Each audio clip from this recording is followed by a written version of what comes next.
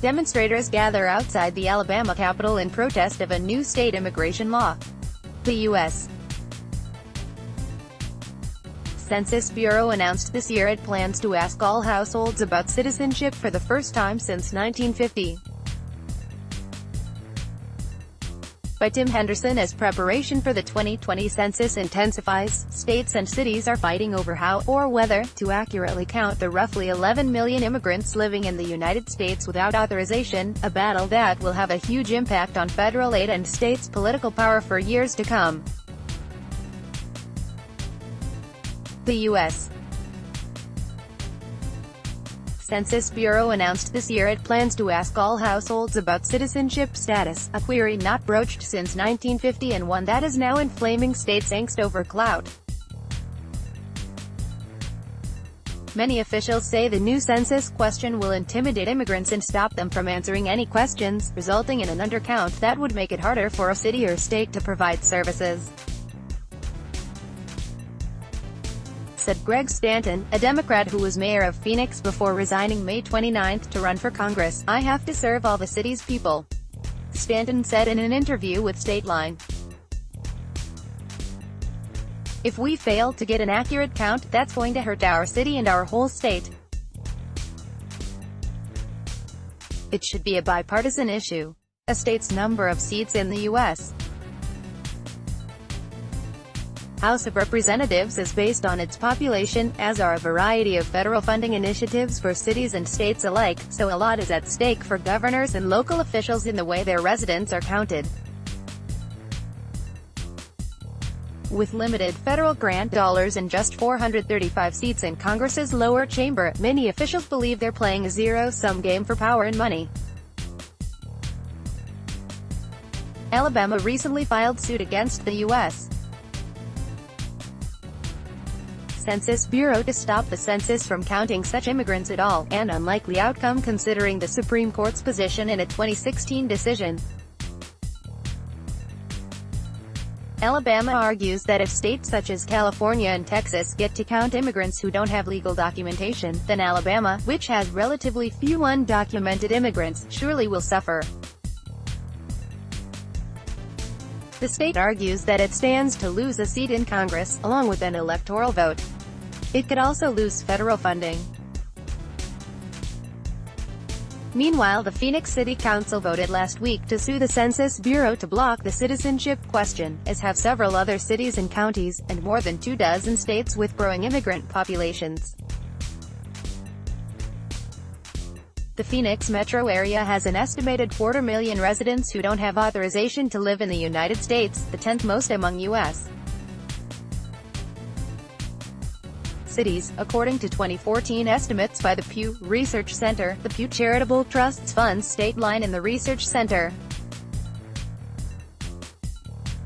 Each uncounted person would cost the city more than $500 a year in lost state and federal funding, according to a city analysis. Arizona Gov. Doug Ducey, a Republican, has declined to join the lawsuit, with a spokesman saying in April that the governor supports data gathering. Alabama's lawsuit, filed this month, claims that a full count of immigrants would punish the state, giving it less political clout in Washington, D.C., and less federal funding than those states with more immigrants living in the United States illegally.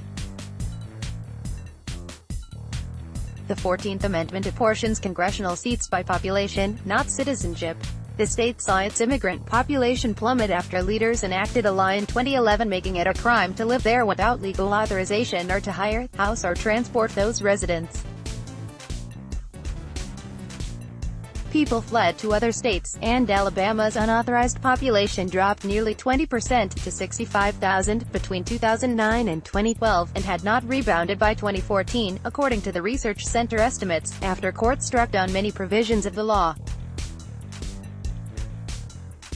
The 2020 Census Code, the lawsuit states, result in roughly 20 congressional seats taken from low illegal alien population states and given to high illegal alien states like California. U.S. Rep. Mo Brooks, an Alabama Republican, also is a plaintiff. U.S. Rep. Steve King, an Iowa Republican, introduced an unsuccessful bill last year calling for the census to ask about citizenship and legal status. But no state has followed Alabama in suing to stop the census from counting unauthorized immigrants altogether. Stephen Camerata, director of research for the Center for Immigration Studies, a Washington think tank that favors less immigration, said he sympathizes with Alabama but doesn't think suing the U.S. Census Bureau is the answer. It is a problem, Camerata said. More congressional seats will go to places like Arizona and Texas and California. Is it right to count people who do not belong in this country and take representation away from American citizens? It's tough. The 3/5 compromise, the question of how the United States apportions states' political power, and whether to include people who can't vote, has been answered in different ways throughout its history. Delegates into the 1787 U.S. Constitutional Convention determined that states could count their slaves as 3/5 of a free person, a compromise between the North, which didn't want slaves counted at all, and the South, which wanted them fully counted to boost the region's representation in the new House of Representatives. The 14th Amendment in 1868 struck down that compromise and inspired Congress to increase the House of Representatives' size with the 1870 census to ensure balanced representation between northern and southern states.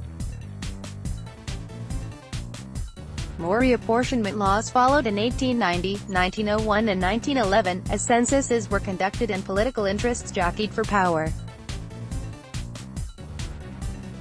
And immigration has played a role in reapportionment. In 1929, after millions of newcomers poured through Ellis Island, members of Congress, worried about rapid urbanization, required automatic reapportionment following every census. Yet another mathematical formula followed in 1941. Bill Sparks, a co-director of the Census Project, a nonpartisan coalition that is pushing for more money for the 2020 count to improve its accuracy, said the citizenship question could be part of a Republican strategy to use citizens or voters alone as the basis for seats in Congress, which would erode Democratic power in Congress. The Census Project would be opposed to that, Sparks said.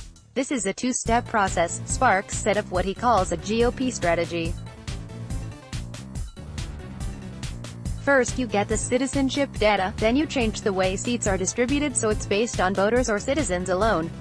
Counting voting-eligible population instead of all people in apportionment decisions would cut Democratic and Latino seats in Congress as well as in state legislatures, according to a 2015 study by former Harvard visiting scholar and political scientist Carl Klarner. It would also dilute power for African Americans and poor people. Kimball Brace, president of Election Data Services and a consultant who has worked on redistricting in 13 states, said the Alabama lawsuit is unlikely to change the nation's system of using total population, rather than voting population, to apportion U.S. House seats. The U.S. Supreme Court reaffirmed that approach in 2016 in Evenwell v. Abbott, upholding the right of states to use total population for redistricting. Representatives serve all residents, not just those eligible to vote, read the majority opinion written by Justice Ruth Bader Ginsburg. Non-voters have an important stake in many policy debates and in receiving constituent services. However, the decision did not rule out the possibility that individual states could use voters or citizens as a gauge, rather than total population, when drawing state district boundaries. Missouri's legislature is considering a Republican-sponsored bill requiring that only citizens be counted in state legislature districts, if the census provides those numbers. I could see that happening, that Republican states might draw their own districts according to citizenship or eligible voters, Brace said.